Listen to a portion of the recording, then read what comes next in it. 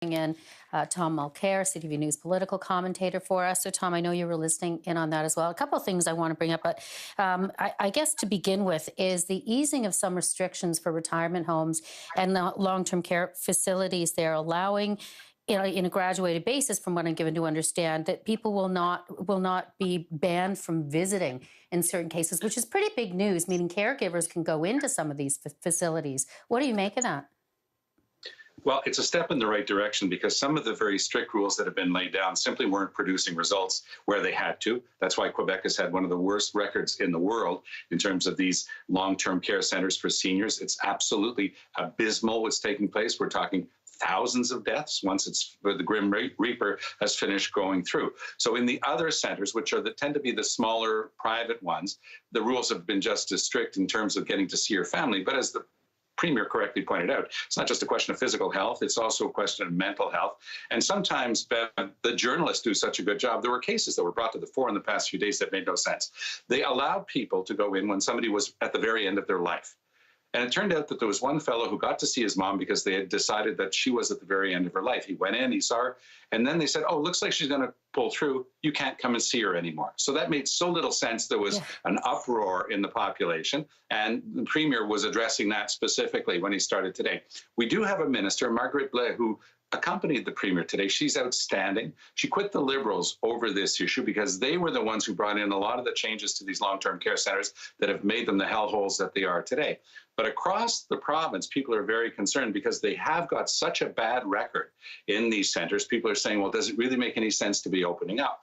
Next Monday, a couple of my grandchildren who are school-aged live in the country. In their area, they're being told they're going back to school on Monday. My daughter-in-law teaches in the same school.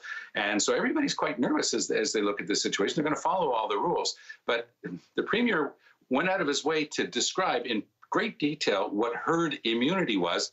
And then he said, well, no, actually, going back to school isn't about herd immunity. But of course, it is.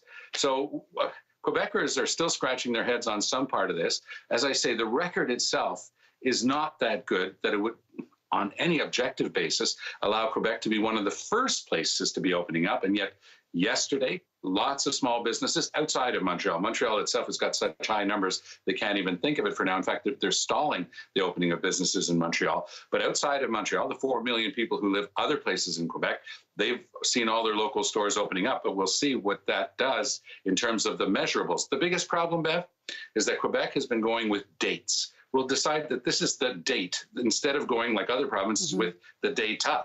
So you go with the data, you go with the curve, you look at what's actually happening in terms of the outbreak. And that's, I think, the number one problem here in Quebec.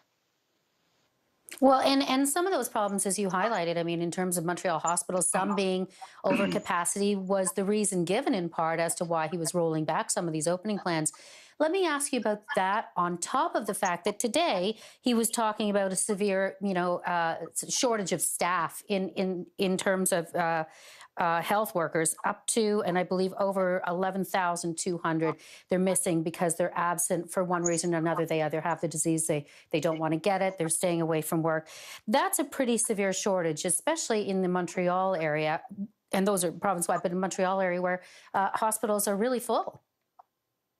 It's a terrible situation. And what's happening is in a lot of the sections of Montreal that tend to be the high density populations, that's where you'll find workers who are on the lower rung in the health system, orderlies, support staff. They have also caught the disease.